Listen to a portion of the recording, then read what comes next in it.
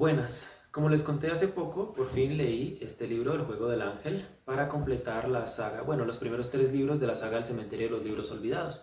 Esta saga a mí me gusta mucho y me gustaría hacer varios videos hablando de ella. Es verdad que me falta el cuarto libro y el último y seguramente el más importante. Pero por ahora, como ya me leí estos tres, yo creo que podría hablar algunas cosas. Por ejemplo, esta saga se llama Cementerio de Libros Olvidados.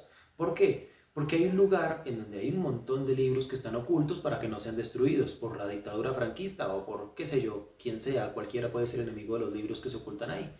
Entonces, en todos los libros de esta saga, hay un momento en el que los personajes van a ese lugar, a ese cementerio de libros. Y por supuesto en cada libro se describe, en cada uno de estos tres textos, se describe cómo es esa biblioteca o bueno, cómo es esa librería o cómo es ese, no sé, ese lugar oculto donde están dichos libros. En este video me he puesto a la tarea de buscar en qué fragmentos específicos se habla del cementerio de libros olvidados y cómo es descrito. Para hablar de este lugar, primero voy a ir al Juego del Ángel, ya que es el libro que transcurre cronológicamente de primeras. Así que voy a narrar cómo se describe la librería esta de los libros olvidados en este texto, que es mencionado dos veces. Al principio cuando lo visita David Martín y al final cuando lo visita otro personaje misterioso. Después pasaré a La Sombra del Viento, que cronológicamente es el que seguiría. Aquí solo se menciona una vez el cementerio de los libros olvidados, al puro principio. Entonces voy a narrar y describir en este mismo video cómo es que se describe este lugar. Y en El prisionero del cielo se menciona al final. Entonces, nada, vamos. El juego del ángel, primera parte, capítulo 20. Seguí al guardián hasta la base de la gran nave que albergaba el laberinto. El suelo que pisábamos estaba remendado de losas y lápidas, con inscripciones funerarias, cruces y rostros diluidos en la piedra. El guardián se detuvo y deslizó el farol de gas sobre algunas de las piezas de aquel macabro rompecabezas para mi deleite. Restos de una antigua necrópolis, explicó, pero que eso no le dé ideas y decida caerse muerto aquí. Continuamos hasta una zona frente a la estructura central que parecía hacer las veces de umbral. Isaac me iba recitando de corrido las normas y deberes, clavándome de vez en cuando una mirada que yo procedía a aplacar con manso asentimiento. Artículo 1. La primera vez que alguien acude aquí tiene derecho a elegir un libro, el que desee, entre todos los que hay en este lugar. Artículo 2. Cuando se adopta un libro, se contrae la obligación de protegerlo y de hacer cuanto sea posible para que nunca se pierda. De por vida. ¿Dudas hasta el momento? Alcé la mirada hacia la inmensidad del laberinto. ¿Cómo elige uno un solo libro entre tantos? Isaac se encogió de hombros. Hay quienes prefieren creer que el libro es el que les escoge a ellos, el destino, por así decirlo. Lo que usted ve aquí es la suma de siglos y siglos perdidos y olvidados, libros que estaban condenados a ser destruidos, silenciados para siempre, libros que preservan la memoria y el alma en tiempos y prodigios que ya nadie recuerda. Ninguno de nosotros, ni los más viejos, saben por qué exactamente, ni cuándo fue creada, ni por quién. Probablemente es casi tan antiguo como la misma ciudad, y ha ido creciendo con ella a su sombra. Sabemos que el edificio fue levantado con los restos de palacios, iglesias, prisiones y hospitales que alguna vez pudo haber en este lugar. El origen de la estructura principal es el del principios del siglo XVIII, y no han dejado de cambiar desde entonces. Con anterioridad, el cementerio de los libros olvidados había estado oculto bajo los túneles de la ciudad medieval. Hay quien dice que en tiempos de Inquisición, gentes de saber y de mente libre escondían libros prohibidos en sarcófagos y los enterraban en osarios que había por toda la ciudad para protegerlos, confiando en que generaciones futuras pudieran desenterrarlos. A mediados del siglo pasado se encontró un largo túnel que conduce desde las entrañas del laberinto hasta los sótanos de una vieja biblioteca que hoy en día está sellada y oculta en las ruinas de una antigua sinagoga en el barrio de Cal. Al caer las últimas murallas de la ciudad, se produjo un corrimiento de tierras y el túnel quedó inundado por las aguas del torrente subterráneo que desciende desde hace siglos bajo lo que hoy es la Rambla. Ahora es impracticable, pero suponemos que durante mucho tiempo ese túnel fue una de las vías principales de acceso a este lugar. La mayor parte de la estructura que usted puede ver se desarrolló durante el siglo XIX.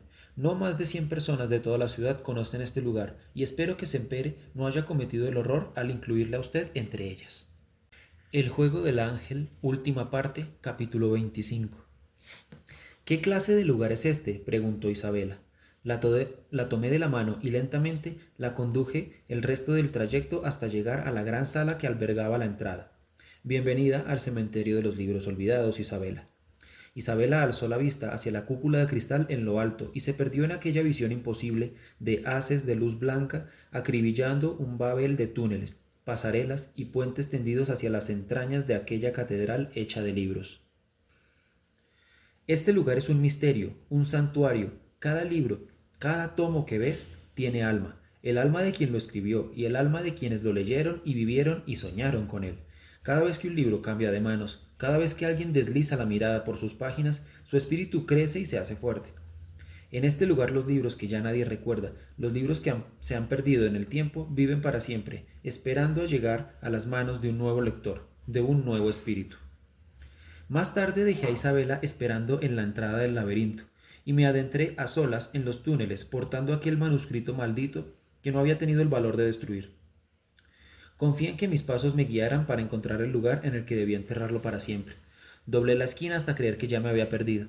Entonces, cuando tuve la certeza de que había recorrido aquel mismo camino 10 veces, me encontré a la entrada de la pequeña sala en la que me había enfrentado a mi propio reflejo en aquel pequeño espejo en el que la mirada del hombre de negro siempre estaba presente.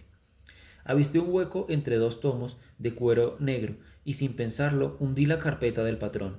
Me disponía a abandonar aquel lugar cuando me volví y me aproximé de nuevo al estante. Tomé el volumen junto al que había confiado el manuscrito y lo abrí. Me bastó leer un par de frases para sentir que de nuevo aquella risa oscura a mi espalda. Devolví el libro a su lugar y tomé otro al azar, hojeándolo rápidamente. Tomé otro y otro más, y así sucesivamente hasta que hube examinado docenas de volúmenes que poblaban la sala y comprobado que todos ellos contenían diferentes trazados de las mismas palabras, que las mismas imágenes los oscurecían y que la misma fábula se repetía en ellos como un paso a dos en una infinita galería de espejos. Lux eterna. Al salir del laberinto encontré a Isabela esperándome sentada sobre uno de los peldaños con el libro que había elegido en las manos. Me senté a su lado e Isabela apoyó la cabeza sobre mi hombro. Gracias por traerme aquí, dijo. Comprendí entonces que nunca jamás volvería a ver aquel lugar, que estaba condenado a soñarlo y a esculpir su recuerdo en mi memoria, sabiéndome afortunado por haber podido recorrer sus pasillos y rozar sus secretos. Cerré los ojos un instante y dejé que aquella imagen se grabase para siempre en mi mente. Luego, sin atreverme a mirar de nuevo, tomé la mano de Isabela y me dirigí hacia la salida, dejando atrás para siempre el cementerio de los libros olvidados.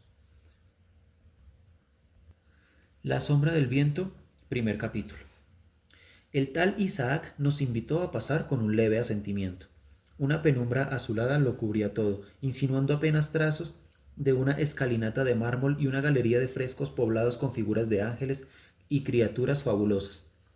Seguimos al guardián a través de aquel corredor palaciego y llegamos a una gran sala circular donde una auténtica basílica de tinieblas yacía bajo una cúpula acuchillada por haces de luz que prendían desde lo alto.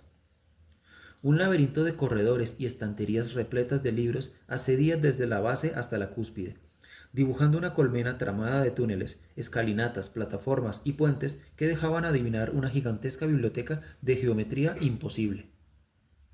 Miré a mi padre boquiabierto. Él me sonrió guiñándome el ojo. Daniel, bienvenido al cementerio de los libros olvidados. Salpicando los pasillos y plataformas de la biblioteca se perfilaba una docena de figuras. Algunas de ellas se volvieron a saludar desde lejos y reconocí los rostros de diversos colegas de mi padre en el gremio de libreros de viejos. A mis ojos de 10 años, aquellos individuos aparecían como una cofradía secreta de alquimistas conspirando a espaldas del mundo. Por espacio de casi media hora deambulé entre los entresijos de aquel laberinto que olía a papel viejo, a polvo y a magia. Dejé que mi mano rozase las avenidas de lomos expuestos, tentando mi elección. Atisbé, entre los títulos desdibujados por el tiempo, palabras en lenguas que reconocía y decenas de otras que era incapaz de catalogar. Recorrí pasillos y galerías en espiral dobladas por cientos, miles de tomos que parecían saber más acerca de mí que yo de ellos. Al poco me asaltó la idea de que, tras la cubierta de cada uno de aquellos libros, se abriera un universo infinito por explorar. y de que, más allá de los muros, el mundo dejaba pasar la vida en las tardes de fútbol y seriales de radio, satisfechos con ver allí, hasta allí donde alcanzaba su ombligo o un poco más. Quizá fue aquel pensamiento, quizá el azar o su pariente de gala, el destino, pero en aquel mismo instante supe que ya había elegido el libro que iba a adoptar. O quizá debiera decir el libro que me iba a adoptar a mí. Se asomaba tímidamente en el extremo de una estantería, encuadernado en piel de color vino y susurrando el título en letras doradas que ardían a la luz que se destilaba de la cúpula desde lo alto. Me acerqué hasta él y acaricié las palabras con la yema de los dedos, leyendo en silencio La sombra del viento, Julián Carax. El prisionero del cielo, parte final, capítulo 6.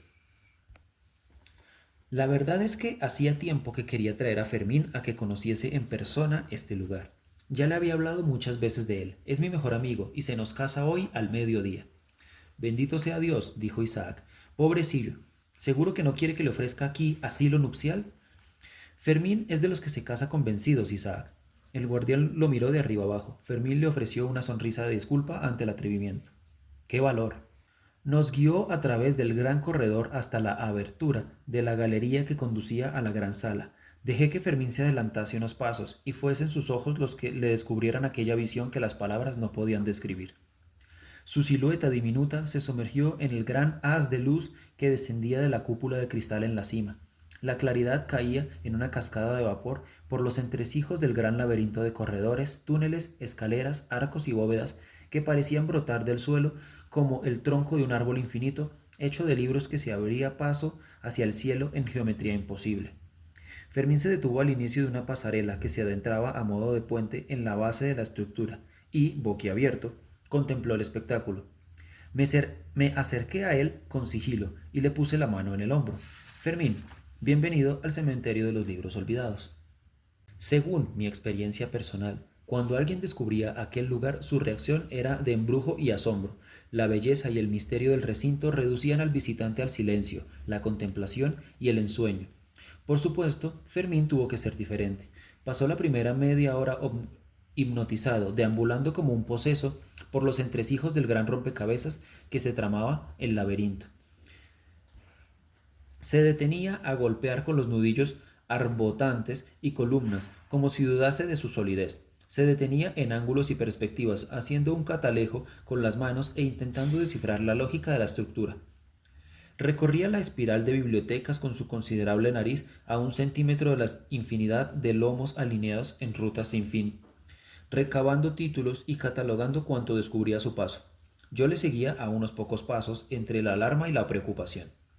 Empezaba a sospechar que Isaac nos iba a echar a patadas de allí, cuando me tropecé con el guardián en uno de los puentes suspendidos entre bóvedas y libros. Para mi sorpresa, no solo se leía en su rostro signo de irritación alguno, sino que sonreía con buena disposición al contemplar los procesos que Fermín iba realizando en su primera exploración del cementerio de libros olvidados.